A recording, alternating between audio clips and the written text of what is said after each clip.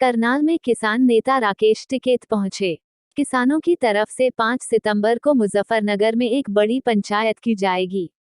राकेश टिकैत कभी हरियाणा, कभी पंजाब, कभी यूपी के दौरे कर रहे हैं, पर उन्होंने मीडिया के सामने अपने ही किसान नेता पर तंज कस दिया।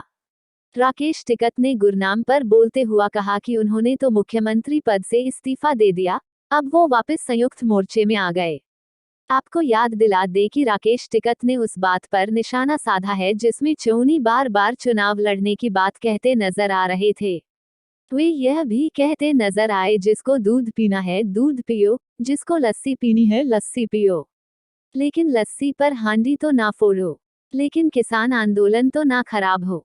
वहीं हरियाणा के मुख्यमंत्री मनोहर लाल पर हमला बोलते हुए कहा कि वो केंद्र में मंत्री बनना चाहते हैं, कोई ना, हम उनकी सिफारिश सरकार से कर देंगे अगर वो हमारी बात कृषि कानूनों को लेकर सरकार से करवा देते हैं तो। साथ ही साथ उन्होंने कृषि मंत्री नरेंद्र तोमर पर कहा कि वो रट्टू हैं, उन्हें जो कहा जाता है वो बोल देते हैं, ऐसे में उनके हाथ में कुछ भी नहीं है। राकेश टिकैत ने चुनाव लड़ने की बात पर साफ इनकार कर दिया कि वो चुनाव नहीं लड़ेंगे। साथ ही टिकैत ने कहा कि हम लखनऊ का प्रमोशन करना चाह रहे हैं, पर यूपी में बिजली के दाम ज्यादा हैं और फसल के दाम कम, सरकार को इस और ध्यान देना चाहिए। वहीं 5 सितंबर को मुजफ्फरनगर में एक किसानों की पंचायत रखी गई है, वहीं से किसान आंदोलन के आगे की रूपरेखा तैयार की जाएगी। आपके लगातार दौरे कर रहे हैं। हाँ, दौरे तो वही चलेंगे।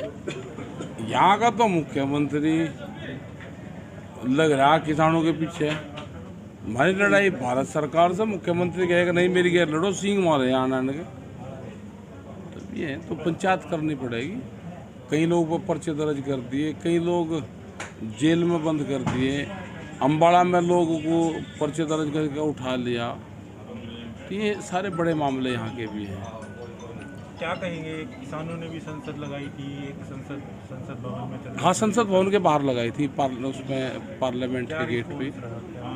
ठीक गया मैसेज उसका, और उसमें जो सांसद आए वहाँ से, जो चुने हुए सांसद हैं वे आए और दीर्घा उसमें बैठे वहाँ पे, उन्होंने देखी जो किसानों ने अपनी सांसद लगाई उसकी कार्रवाई को देखने में लोग आए, और एक मैसेज भी गया उसका, और सरकार को एक मैसेज चला जाना चाहिए, क्योंकि लोकतांत्रिक देश में अपनी बात कहने का वो भी एक अपना तरीका है।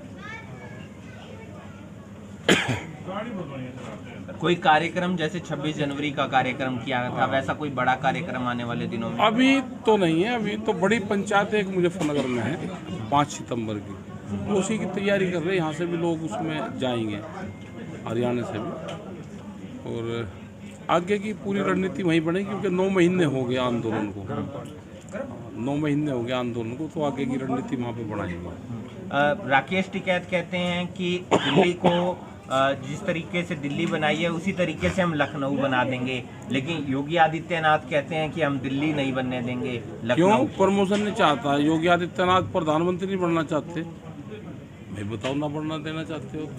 हमने यही तो कहा कि लखनऊ को दिल्ली बनाएंगे, तो प्रमोशन तो लखनऊ भी चाहता होगा या नहीं चाहता? ऐसे थोड़ा हो कि प्रमोशन नहीं होते। भाई 12,000 करोड़ रुपया हमारा गन्ने का दे दो। यहाँ के हरियाणा के किसानों का भी बहुत गन्ने का पैसा उत्तराखंड में है, कुछ वहाँ पे भी है। फसलें भी कम रेट पे बिकती है वहाँ पे, MSP पे नहीं बिकती।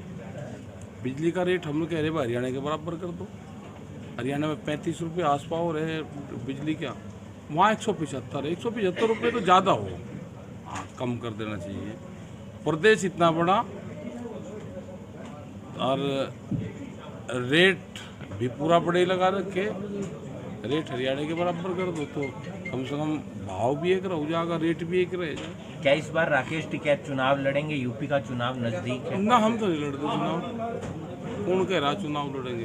ये एक आंदोलनकारी है और अपने साथी हैं, पुराने साथी है अपने, सब संयुक्त मोर्चे में हैं, सब आंदोलन करेंगे पहले, और जो भी फिर निर्णय लेंगे बाद में। कुछ आप अपनी मर्जी से कुछ बोलना चाहें, कुछ बताना चाहें कि आगे की भाई आगे की रूपरेखा ये है कि अपने खेत पे ध्यान दे लें, अपने खेती पे ध्यान दें, और आंदोलन भी उस पर भी ध्यान दें। अगर आंदोलन कमज़ोर होगा तो ज़मीनें जाएंगी। ये फसल और नस्ल का सवाल है, इस पर ध्यान दे लो, नहीं तो ये बचनी नहीं। जिस तरह से दूसरे विभाग बेच दिए, इसका भी नंबर आएगा और ये किसानों की ज़मीन भी जाएगी। अभी पेपर था, आपको मालूम है हरियाणा के अंदर सिपाही पद का पेपर वो लीक हो जाता है। हरियाणा सरकार में 7 साल में 28 भर्तियां रद्द हो गई हैं। भाई लीक भी करने वाले यही तो लोग हैं, लीक कर लें ये।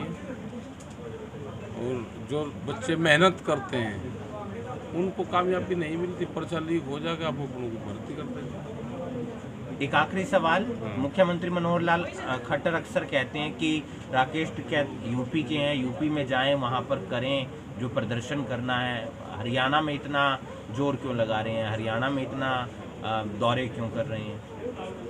हम तो पूरे देश में जाएंगे, क्यों हरियाणा भाई हमारे खिलाफ स्टेट है, तो हरियाणा में वहाँ पर सीमा पे वो लगा दो। क्या वीज़ा लगता है क्या हरियाणा में?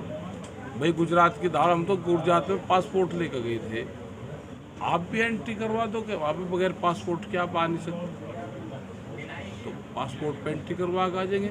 मतलब विदेश हम जा सकते हैं, लेकिन हरियाणा में हमारे पे बैन है। अरे मुख्यमंत्री जी की हमने कह दिया भाई तेरी सिफारिश कर देंगे, हमारी जब बातचीत तू करवा दे, बीच बचाओ हमारा करवा दे सरकार से, तेरी सिफारिश कर देंगे, तुझे केंद्र में मंत्री बढ़वा देंगे। और क्या चाह, यहाँ जो होम मिनिस्टर है उसे मुख्यमंत्री पद चाह रहा, इसे केंद्र में चाह रहा, भाई सिफारिश करते हम तो दोनों की कर देंगे, बताओ और हमारे से क्या चाहो भाई। नरेंद्र तोमर तो अक्सर कहते हैं कि हम बातचीत के लिए तैयार हैं, आए तो सही किसान। भाई वो जो उसे लिख कर दे रखा उससे अलग नहीं बोलता, वो एक रट्टू नहीं कहते, रट्टू अगर था गाँव में, अब तुझे काला बरखा पड़ना तो काले बरखे से आगे गा ही नहीं, उसे जो बता रखा उससे आगे नहीं जाता। भाई एक शब्द उससे आगे का भी तो बोल दे, वो वही बोलते हैं जो उनको ऊपर से बताया जाता है, उसके आगे का बोल दे। जिस दिन तोमर साहब को फुल फ्लैश पावर दे देंगे ये कि आप किसानों से बातचीत करो और आप इसका हल निकाल दो, तो तोमर साहब उस दिन इसका हल निकाल देंगे। ये किसान उनके साथ में बैठ कर हल निकाल देंगे। जब तक सरकार नहीं चाहेगी हल नहीं निकलेगा। तोमर साहब के हाथ में या किसी मिनिस्टर के हाथ में कोई बात नहीं।